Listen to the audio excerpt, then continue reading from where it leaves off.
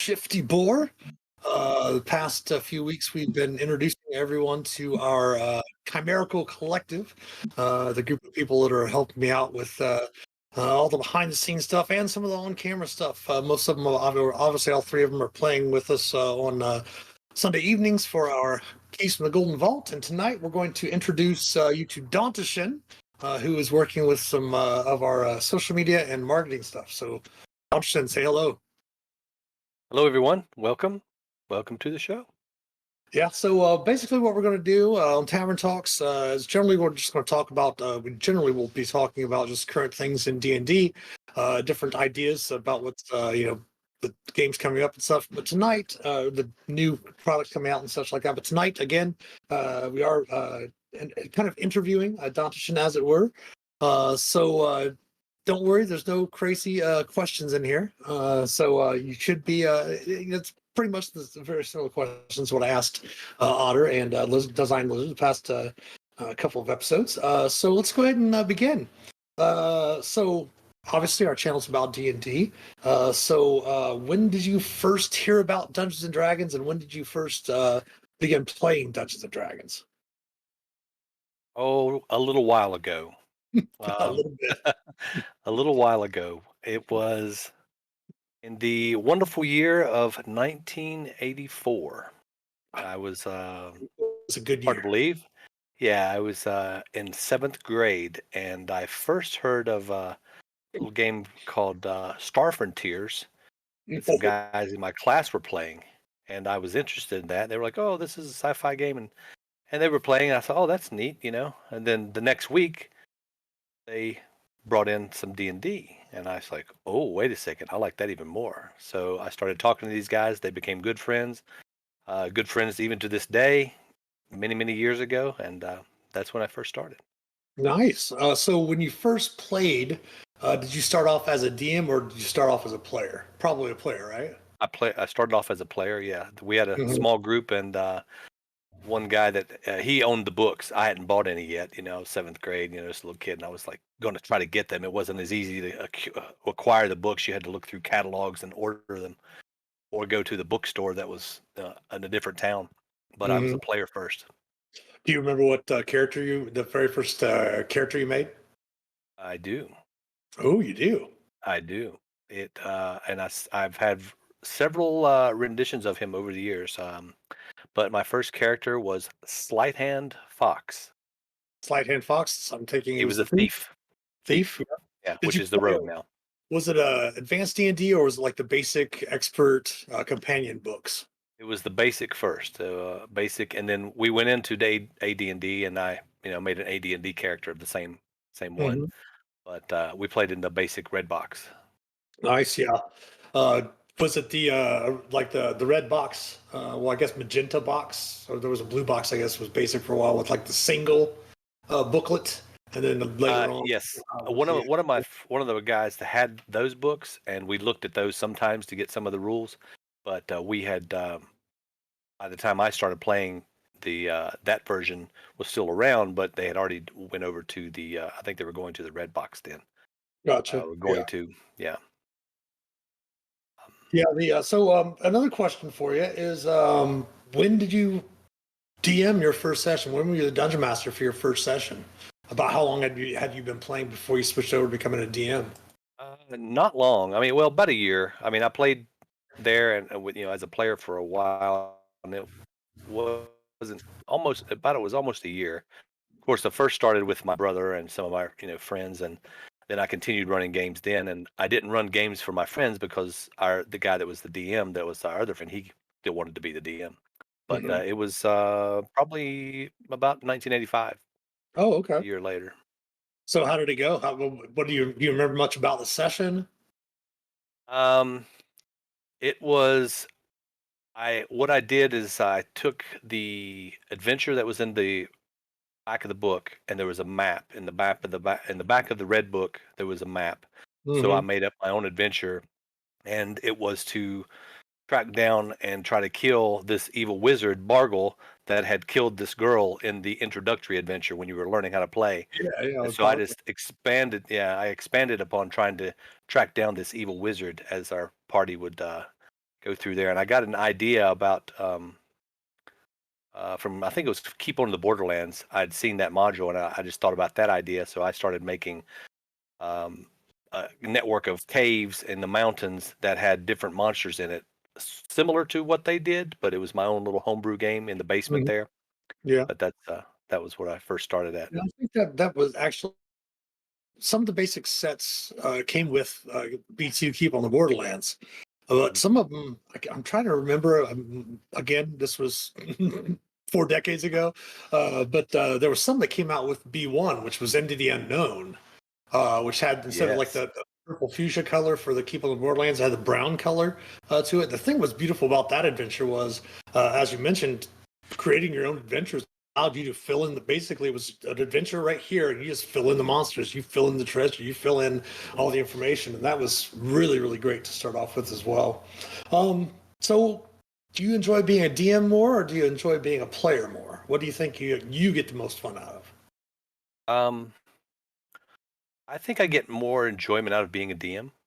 I enjoy, but I enjoy both. I really love being a player because there's many reasons, but in particular, you can just sit back and enjoy the ride and engage in the role play and play out Not the have to prep. story, and not have to have the responsibility like a DM. But I like the control, and I like the being able to create and use my imagination in the creation of the world. Mhm. So, what's your favorite part about being a player? You mentioned role playing and such like that. What do you like about being a player specifically? Um, I think that one of my favorite things is probably figuring out uh, the puzzles.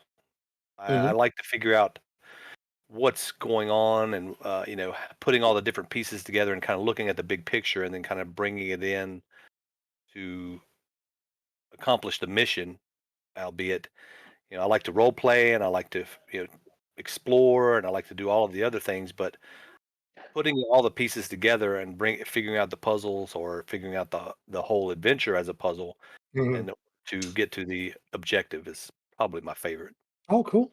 So, what about being a dungeon master? What's your favorite part of being a dungeon master? Obviously, we can all pretty much say it's not prep. Although I don't know, sometimes prep. I love being on roll 20 and putting in monsters and stuff. It's soothing to me. What's one of the things you find fun about being a DM? Um, well, after all of that, work that you put into it, I really enjoy it when the players are at the end of the day, or at the end of the game session, they've had a lot of fun. They're like, "Wow, that was cool." It went well. The Everything kind of went. Nothing goes perfectly, but I really enjoy seeing the look on their faces when you know they're done, and they're just like, wow, that was something. It was challenging, it was engaging. They were able to role play some, fight some, a good balance, and because everyone has different tastes. And at the end, I just like looking around the table, or looking at the different screens in particular. It depends on if you're playing, how you're playing, and it's just that's one of the best things I like about being a DM. We were last week when I was talking with Otter, kind of brought up because I asked design letters the week before Otter last week, and what's your worst memory from D&D? Otter had mentioned that he had his first experience. He had a very aggressive, confrontational DM that was very uh, confrontational towards the characters and stuff, kind of played against them, very adversarial. Have you had any experiences like that, or do you have a different memory that of D&D that's kind of like your worst D&D memory?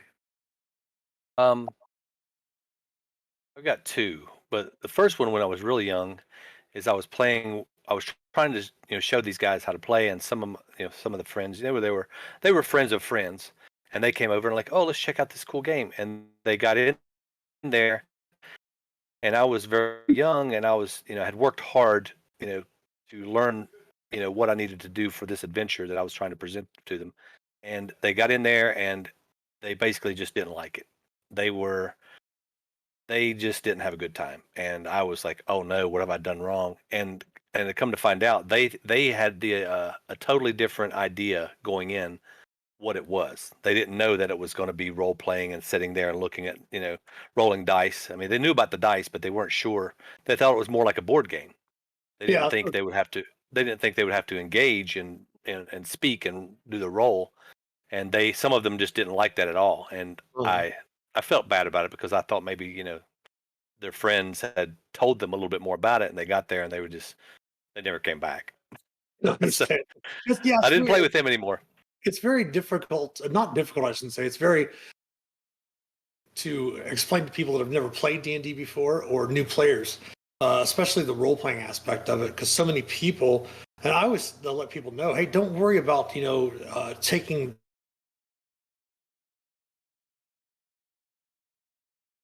this, my character does that until you become more comfortable actually role playing your character, because it's almost like I always tell people it's like a director being the DM and the players the actors. It's very some people find it embarrassing to kind of put in take on the persona of their character, especially when they first start, because it's awkward. It's not something that they've done before. I mean, if they've been in drama or anything like that in school, it's a little bit easier. If they like play acting and things like that, it's a little bit different. But most people are very uncomfortable doing that. Yeah. So, what was your second one? What was your second memory you were talking about?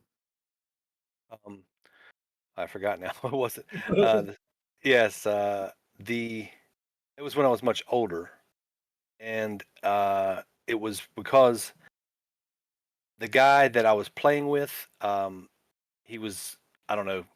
I want one of the players just didn't get along with anybody, and I had to basically tell him that if he wanted to play, he had to play nice Hmm. because he was not playing nice, and he was taking it to the extreme, and he was making fun of this, and he was making fun of the other players, not just their player characters, but the other players, and it just ruined the mood for everybody at the table. And I kind of took him aside. We took a little break, and I said, hey, I understand that you want to do this and maybe you're bored or whatever it is. I said, but, you know, try to be courteous. Other people are here for different reasons.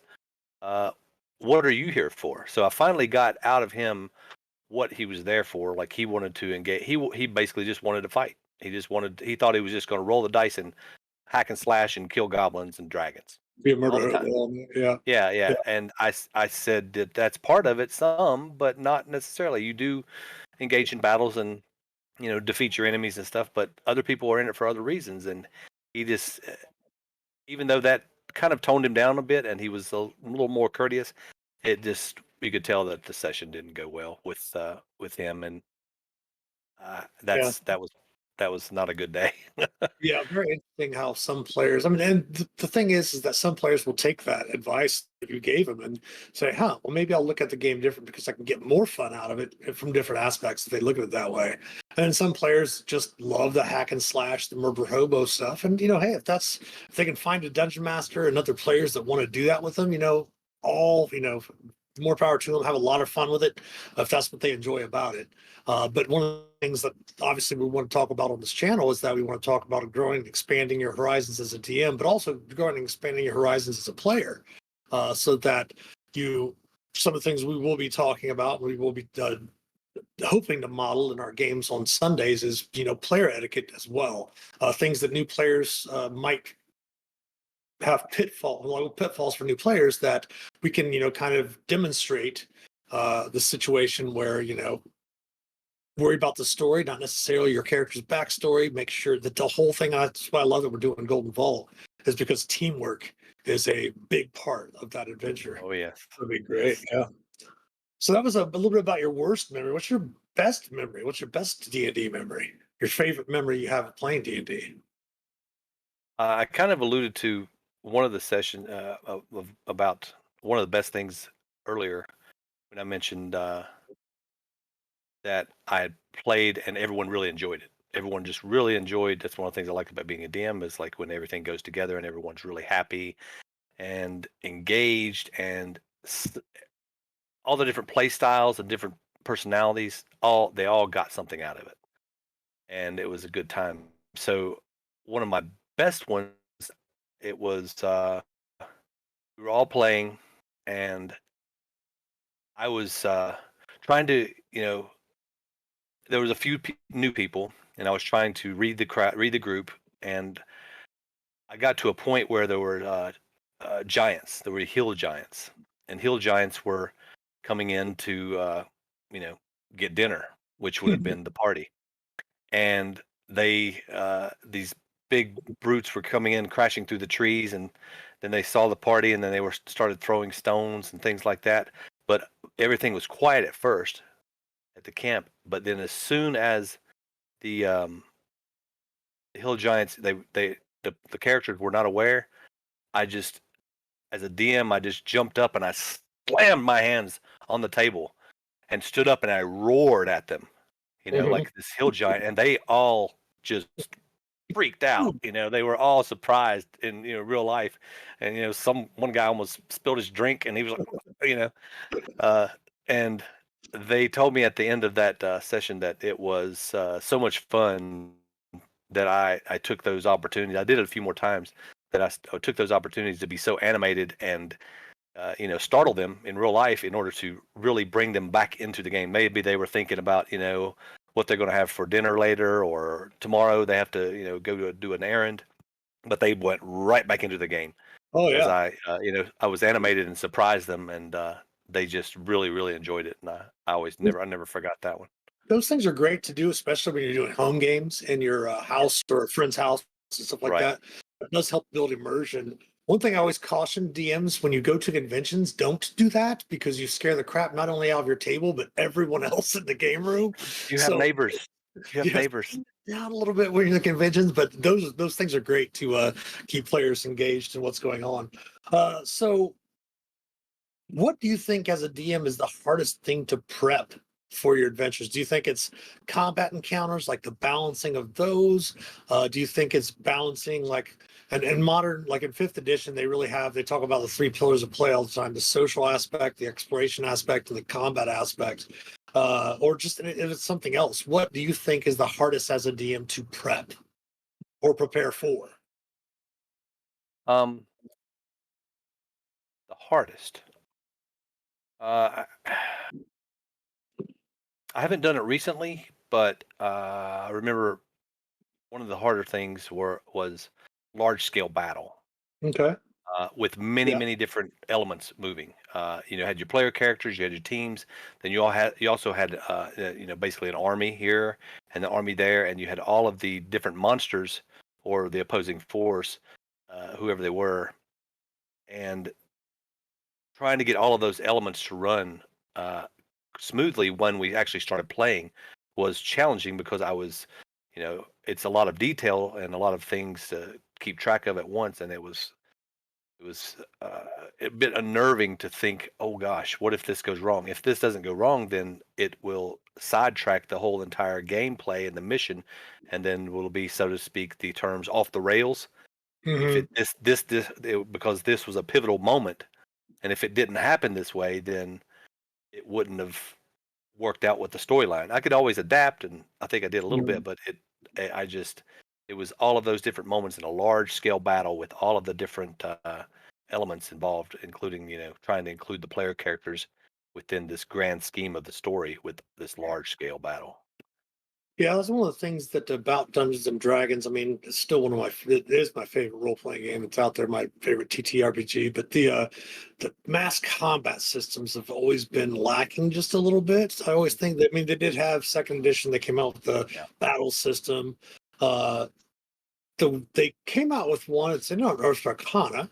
They did come out with one for fifth edition, which was one of their playtest things that they came out with, but they didn't really put a whole bunch of it into it. That's one of the reasons why I actually was hoping that on Roll20, when you were able to purchase the Shadow of the Dragon Queen, the Dragonlance adventure, that they were going to actually have a tabletop version for the Roll20 room of the board game. Right. So that Right. the Warriors of Cran, I think it was Warriors called, of Kryn. Yes. yeah, you could be able to put that actually into your Roll20 room and play that game as part of uh, the hardcover, playing it online. But I've looked everywhere to try to find stuff to get the different assets to put into Yeah. Roll20. But Yeah. I haven't seen anything like that. I was wondering about that. yeah, yeah. Yeah. So when it comes to um, Advice. I mean, obviously, we've talked about how we've been at it for, close to 4 decades, being dungeon masters and stuff. What's one piece of advice that you might give to a veteran dungeon master, someone necessarily doesn't have as many years as we do, but still has been at it for like 20, 25 years? What's something advice you might, a little bit of advice you might have for a veteran dungeon master? Um, well, based in my experience, um, depends on your play style and how the personality of your group and your personality and the game that you're actually running is often just take it easy, relax, because prepping is hard sometimes, especially when you're trying to get all the story elements together, all of the NPCs, find a voice for each of those characters, um, and run the game. Keep the flow of the game, the storyline, the plot, and everything. Keep it moving in one direction without making the players feel railroaded, like they have to Mhm. do Yeah. everything that you say, and that they could still enjoy it, but still go through the adventure. Mhm. And it's just take it easy, relax, because all of those Mhm. elements will come together. Sometimes you can, change them on the fly, but it's just relax and take it Yeah. easy and Relax and slide learn. in, relax and learn. Yeah, Yeah. everything So can't be perfect every time. yeah, yeah, yeah. It's like Yeah, it's always like when I was in bands, many different types of bands as a musician. I always say, don't get mad at yourself. You're never going to have a perfect show. No musician has ever had a perfect show. You're always going to miss a note. You're going to miss a chord. Same thing with being a dungeon master. You're going to miss stuff. It's you missed okay. something. It's like Tiger Woods always said, I'm not thinking about that next shot because I can't do anything about that last shot. So let's just, go on to the next one.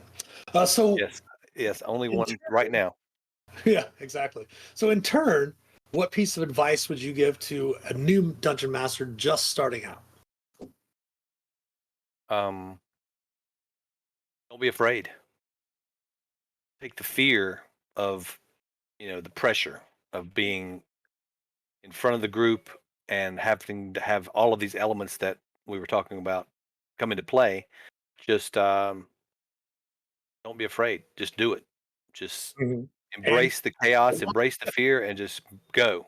yeah, and What was relax, of that? course. Yeah. And relax. Yeah, relax. Same thing. It's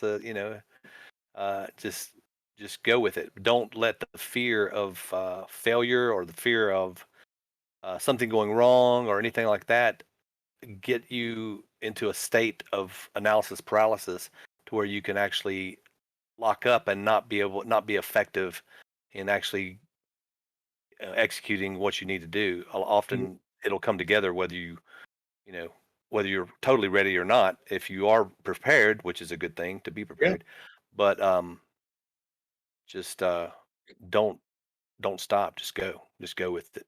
Go with what you've got. So, another thing, obviously, from playing, we've been playing since the early 80s. We played, basic, all of the, expert companion, all the way up to Immortals. We played advanced D&D second, third, 3.5. I didn't play much of fourth. I'm going to be honest. I didn't really dig the system, so I went back to three Me five. neither. But Same thing. fifth edition, we've been obviously you and I've been playing D&D, fifth edition D&D, pretty much exclusively the last 5 6 years or whatever. What came out in 2014? Oh, maybe a little longer than that. So, what do you like about fifth edition compared to other stuff? Like, what is it about fifth edition you like compared to other versions of Dungeons and Dragons?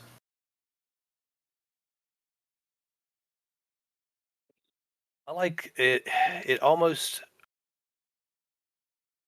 reminded me of going back to basic D&D.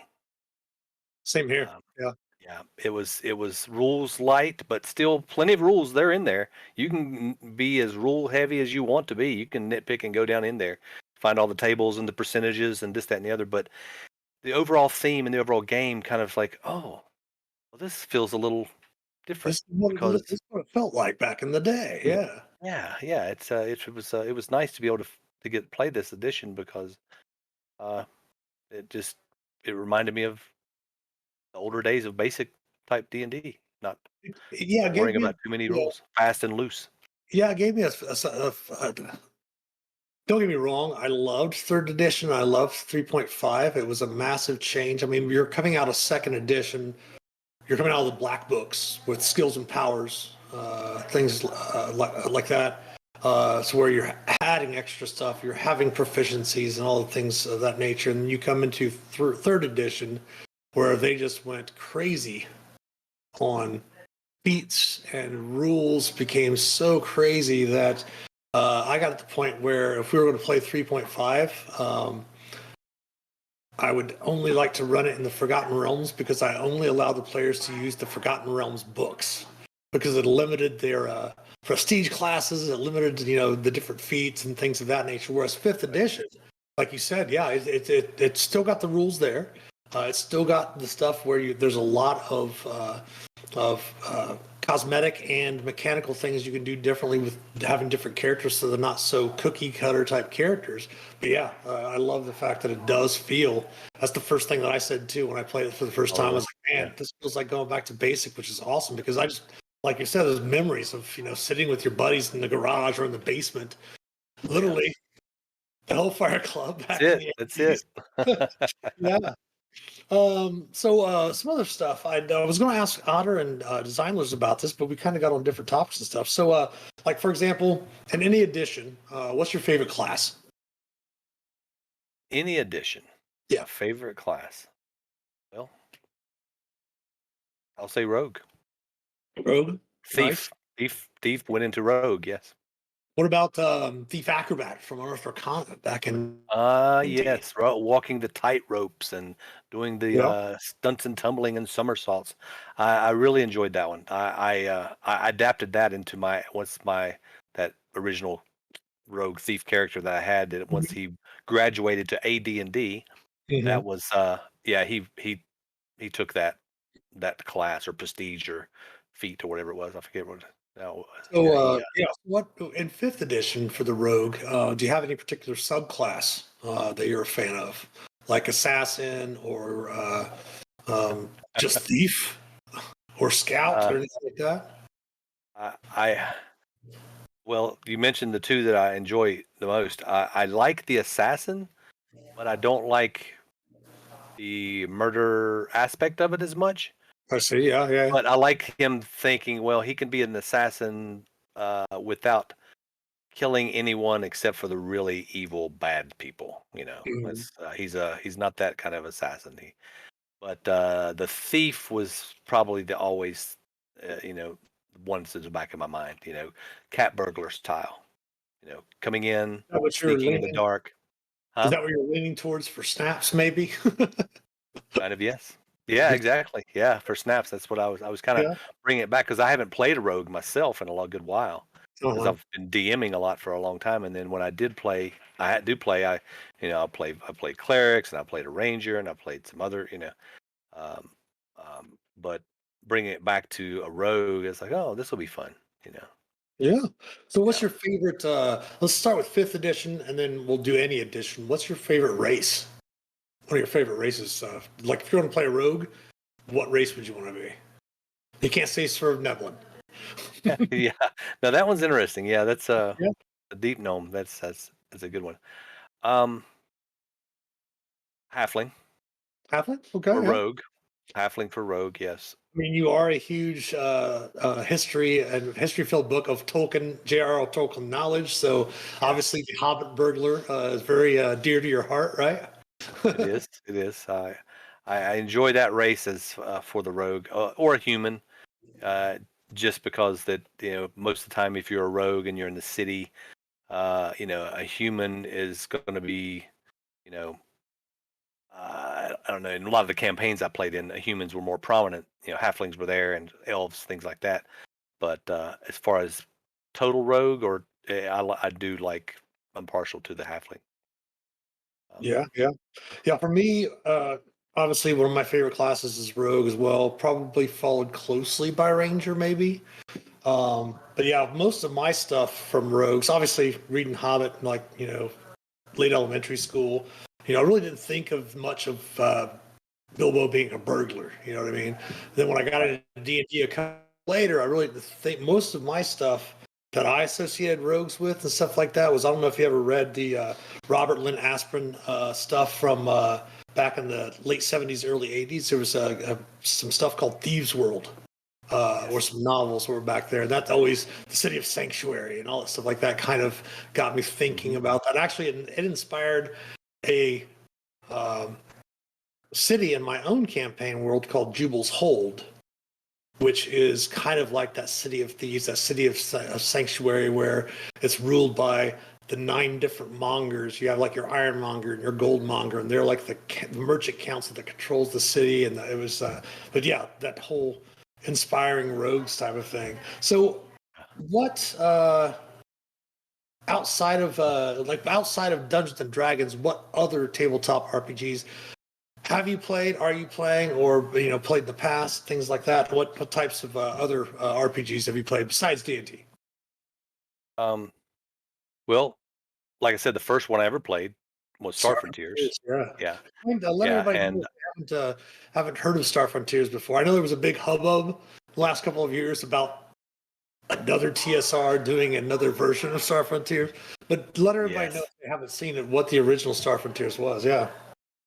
yeah. Well, it's a sci-fi tabletop RPG where you're playing several different species, or you might be a human, or you might be a bug, or you might be this blob, you might be all several different ones, and some of those have even crossed over into some of the newer D&D stuff. The yeah and the flying ape type creature, and they were all intelligent, but it's out in outer space. You're in a different you're in a galaxy where you can travel through the stars in a starship, and in Star Frontiers it was akin to you know Star Wars and Star Trek and some crazy mashup in between. You never knew how it was going to go, and it was a lot of different space age type weapons, lasers and needle pistols, and um, Yeah, I always got more of a Star Wars vibe to myself. A little bit of Trek, because yeah. Trek is more cerebral sci-fi, where Mm. for me Star Wars is more space opera type of, uh very, not as like the technology was always, it always looked like it was, technology that is outdated, but it all still works. You know what I mean? Yeah, Same exactly. thing Yeah, now. Mandalorian, still the technology looks like it did back when George Lucas first did it back in the 70s. You know what I mean? It's like, how exactly. is that going on? What did they pull out of the trash pile to make this implement? Is this used to be a lamp or what? Oh, okay. Now it's a gizmo that can track the stars and find the distance from here to there. Something crazy. So, what But else? yes, Yeah, um, what besides Star Frontiers? um, well, a lot of it is like an adaptation of Dungeons and Dragons games, like board games and things like that. Any kind of fantasy games. Um, I Most of the things that I've played have been online. I haven't really played too much on tabletop besides D&D, except for board games. Yeah, Let's that see. is I true. Yeah, played one that was. I have to look in my closet to see. I've got so many different board games in there, but yeah, that would it was more like a board game. Most of the stuff I did, I'd play online. It's like I got into video games, so hmm anything that was had to do with video games. Oh, okay. I did play for a while. I played a. It was called. I'm surprised I didn't even remember it right off the top of my head. It wasn't a board game, but they do have board games. But it's Lord of the Rings, hmm and I played Lord of the Rings tabletop board games and Lord of the Rings uh, tabletop role playing game. Yeah, Yeah, there was RPG. like Yeah, Adventures in Middle Earth back in the day. Middle Earth role Middle playing. Earth. Yep. Iron Crown Yeah. Enterprises did that. I know that they've even got a really nice fifth edition conversion of Lord of the Rings. I think the newest uh, Lord of the Rings RPG, I think it's called the One Ring, is the newest one. I think they have the second or third edition out. But actually, that's, speaking of video games, that's actually how we met 15 years ago. Was playing Yes. Lord of the Rings Online, which is what we do on Fridays for our Around the Campfire stream for that. So Yeah, tell us a little bit about that game too. Like, how did you get into that? Obviously you're a Um, Tolkien fan. Even talk about that if you want to. sure. Well, I do like Tolkien, as you know, and I've done a lot of studying and collecting of Tolkien. I've got a lot of books. When the movie first was coming out, I knew ahead of time that the movies were going to be made, the Lord of the Rings movies, because I was already a big Tolkien fan, and I played the games too. And um, I was going to move to New Zealand and go work on that. I'd already worked on a movie before. I'd worked on a comedy fantasy movie, and I was like, well, I'm done here. And obligations kept me here, family stuff. So I Hmm. ended up not doing that. But I was just going to go to New Zealand and show up on set and get with the stunt team and say, hey, give me a sword. I'm gonna fight. I'm gonna do something. It would be It didn't Uruk. matter what I was gonna do. Yeah. Yeah, or a Kai or whatever. Or I don't care. I would have swept up in the back lot. I didn't care just to be there.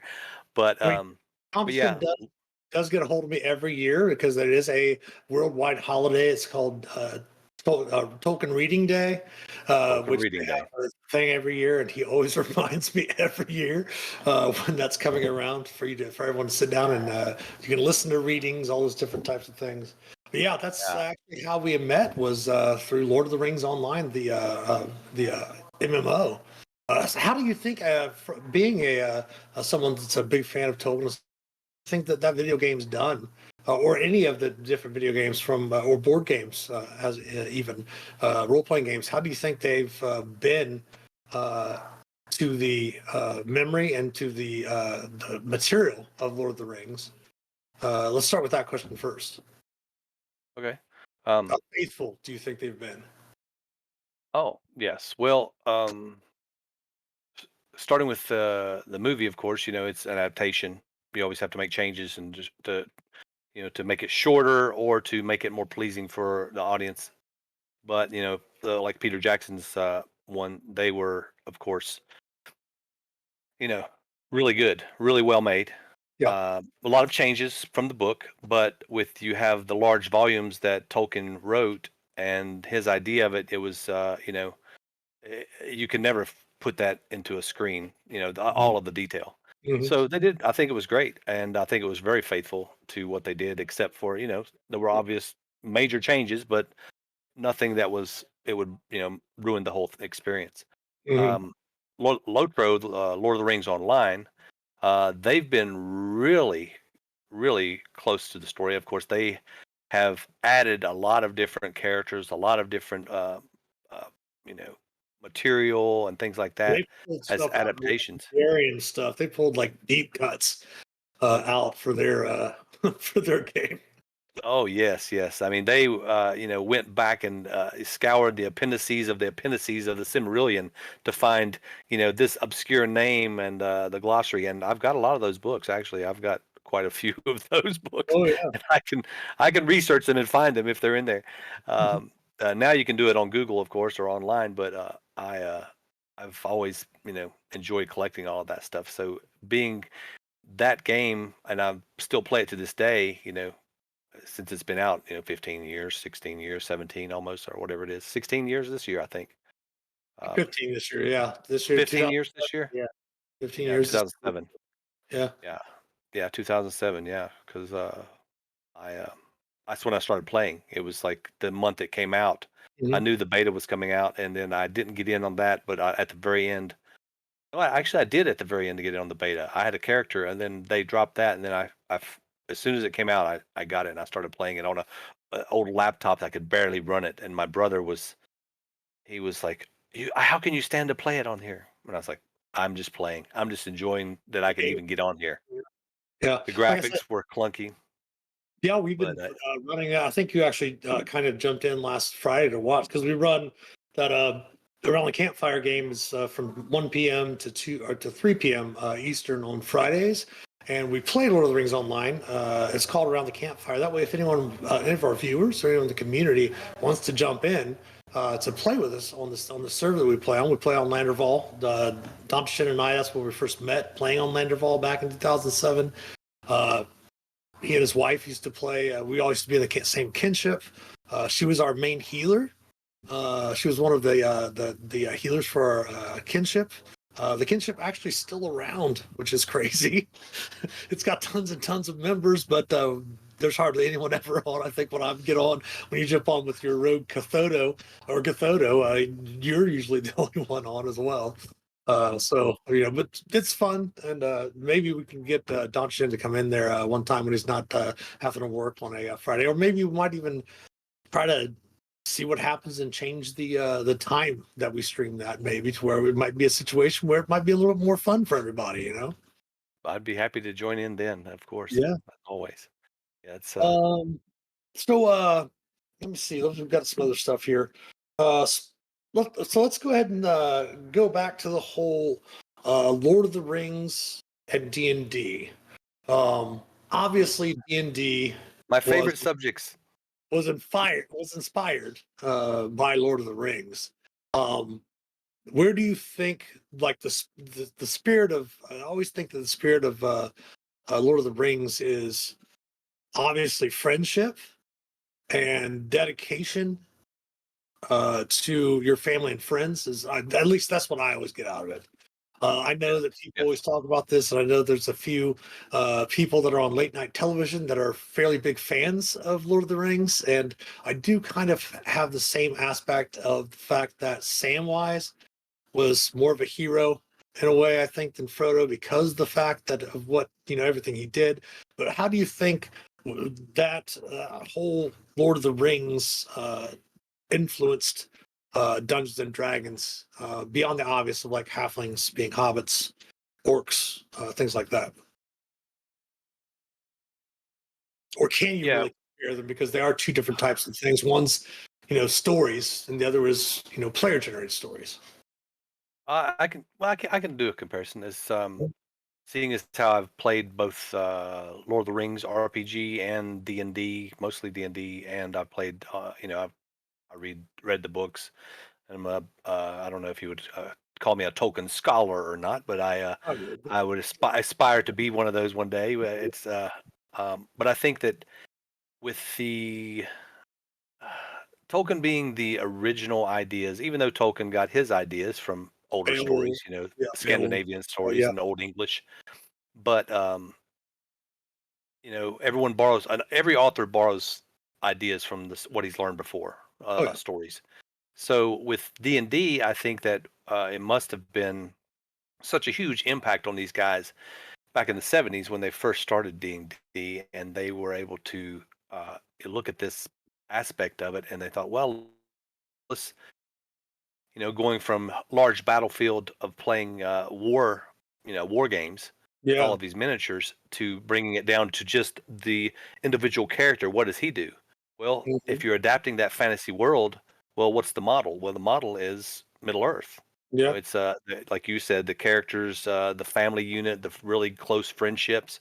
So if every party that I've ever been in, it's like it's very good to have a good balance of characters. If you have a good balance, then the likelihood of success is going to be higher. You've got someone that's a good fighter, you've got someone that's a little sneaky, you've got someone that's good at magic, or someone that's good at healing, or someone that's good at other things. Different. Everyone has their different skill sets. So with Tolkien's world, you saw all of that. You mhm, had all of these different characters and all of these different people, I should say, that were in his world that were very real to him, and he when he was writing his stories. So he was able to pull all of this knowledge from what he knew as being a professor into this world that he created, that started off with the elven language, and take his life experiences and put it into this grand story. So D&D is kind of like the same thing. Each dungeon master is a Tolkien writer no of his way, own. yeah, He's yeah, doing his own story.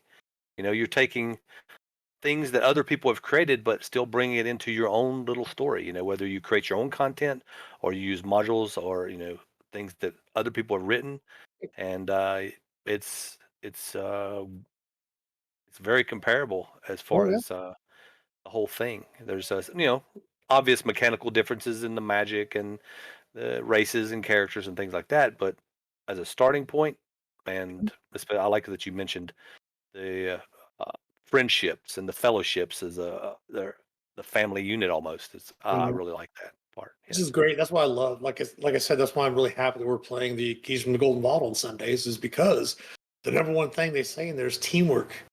Uh, is the biggest part of it is working as a group, and pardon me, I think that's really good for new players and DMs alike to realize not only is the players their characters a team, but all the players and the dungeon master are a team because everyone is playing the game together. The dungeon master is just another player.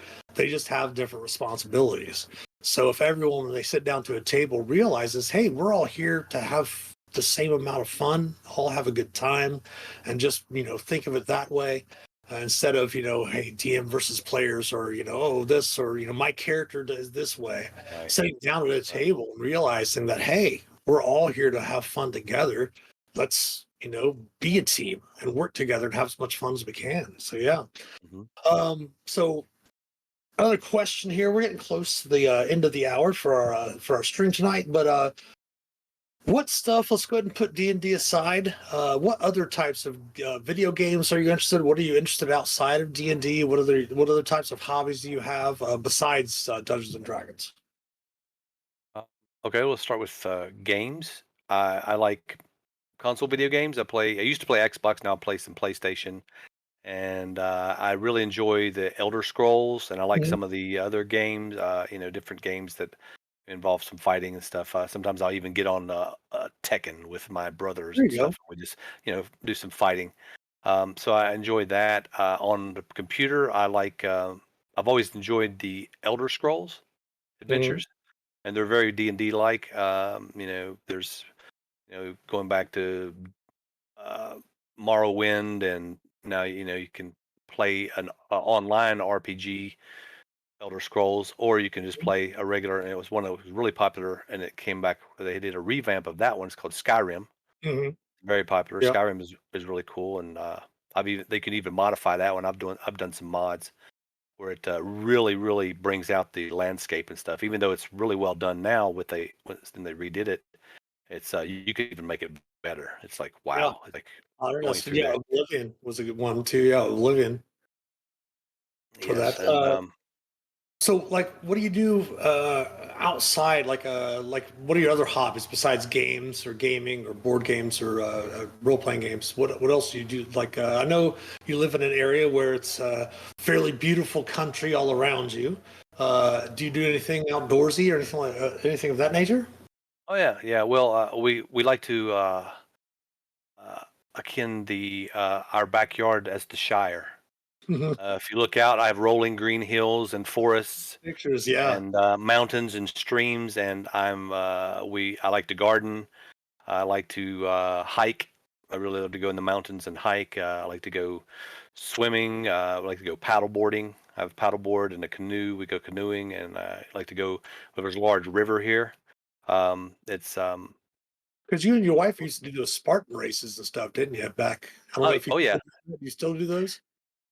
No, not anymore. A little too Not old. anymore. It was fun for a long time. We haven't done one in I don't know a good while, maybe 8 or 9 years or something. But yeah, I ran a bunch of those. You would start out the regular level. It's 8 miles, and wait, no, 4 miles. No, the lowest one, the Spartan Sprint. Then you go up to the medium one. Then you go up to the large one, which is a long one, and then it was called the Beast, and it was 13 miles, 12 or 13 miles of running up and down mountains and through obstacles and getting through. And then if you Blood do and all of everything. those, you get the trifecta. You get the trifecta medal, which you've accomplished all three in 1 year. And Whoa. I got that one.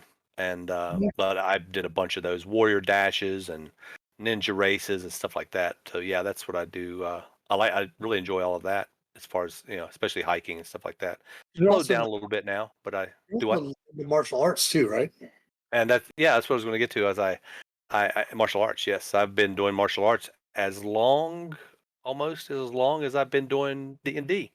Nice. So I started martial arts when I was about 13. Yeah, I was about 13, and I've been doing it off and on. I did it for many years then, and then I took a few years off, different times, different stages in life, and military, and jobs and life and things like that. But I've been fairly consistent over the past 30 some years or almost 40 Mhm. years of consistent martial arts. I've done many different styles, and I still do it to this day. I still teach. I do private lessons, and I just do it for my own health. I've got into more of the slower stuff now. Doing some Tai Chi, I and see. I did Gotcha. Aikido for a while, and just stuff that's a little easier as get into a older adult, and Mhm. so um, it's Tai Chi and Qigong is in particular. It's really good health benefits, but there's still a martial aspect of it. Mhm. I started with Taekwondo and went into That's right. karate, and then boxing and kung fu and Aikido, and then eventually Aikijitsu. Got my teaching certificate in that. Did some jujitsu, a little bit of Brazilian jiu-jitsu for the ground fighting, but that was already in the Aikijitsu and kung fu. There's actually where I live locally. There's he used to run a Chinese restaurant, and he's a kung fu master from China. And I was very lucky to be able to train under him. Nice. And he's retired now, and he'll still get together once a year or so, Chinese New Year, and he'll show off and do some things. But yeah, That was that's just last month, right? The Lunar New Year was just last month. it was. Yeah, we didn't get to get that. We didn't get together this year. Year of the Rabbit, right? Isn't it the Year of the Yeah, Rabbit? I believe this year. Yeah. Year of the Rabbit, indeed. Yeah, sure enough. All right. Well, that's actually going to go ahead and bring us to the end of our stream today. Thank you, Dontishin. Those of Of you who are course. watching, thanks for tuning in. Got to know a little bit about our, as we say, our chimerical collective. This the past couple of weeks. I think maybe next week we might have one or two of them join up and join forces to perhaps ask me similar questions that we've talked about the past few weeks for them. See if they can't throw some crazy ones in there to make me freeze on camera more than I normally do when I forget something as we're streaming. But yes, thanks for tuning in tonight. Thank you, Dontoshin, again. Also, don't forget if you haven't joined our Discord server, if you go down below us there should be an About section. You can find our social medias, all of our different platforms, which Dontishin and Design Loser help with taking care of. You can also click on the panel that says Discord. That will have you give you a link to join our community Discord server. Once you jump on there, you have to accept the code of conduct, and then you can go through and select your own roles, select your pronouns, things along those lines that you can open up different content on the server. You can also see our schedule down below. Tomorrow we will be streaming our Dungeon Delving, which is a live video game stream of currently Baldur's Gate, the Enhanced Edition, which we might do for a few more weeks, depending on if people are interested in maybe watching something else. We might even throw in some Solasta. And then on Fridays from 1 p.m. to 3 p.m. we are Eastern time. We are streaming Lord of the Rings online. Last week I went ahead and switched over to my high level hunter, Tyrannus, so that we didn't have to watch the other new character riding around on a horse from stable master to stable master, most of it. So Tyrannus could just port around with everything. And then of course, don't forget to join us on Sunday. We're going to have a brand new player coming with us. Is going to be joining the stream, EB. We're going to find out tomorrow. I'm going to sit down with him after the stream tomorrow, and we're going to create his character, and then make sure that he gets an adventure in this weekend so that he can be level 2 to start playing with us on Sunday evenings for our Keys from the Golden Vault, which is this Sunday evenings from 7 p.m. Eastern to 10 p.m. Eastern. We'll start a brand new adventure at the Stygian. I don't want to say the Stygian Affair. It's something. Let me see here. Let me pull up the different adventures. The anthology. Oh shoot.